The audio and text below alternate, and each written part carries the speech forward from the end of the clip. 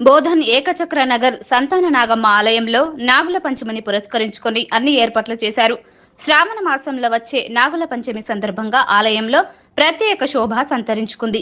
పుట్టలో పాలు పోసి భక్తులు నాగదేవతకు నైవేద్యాలు సమర్పించి కోరికలు తీర్చుకుంటున్నారు. అన్ని ఉన్న నాగదేవత దయ ఉండాలని భక్తులు భావిస్తున్నారు. నాగపంచమి రోజు అక్కా చెల్లెళ్ళు అన్నదమ్ముల కన్లు కడిగి ఆశీర్వదిస్తారు.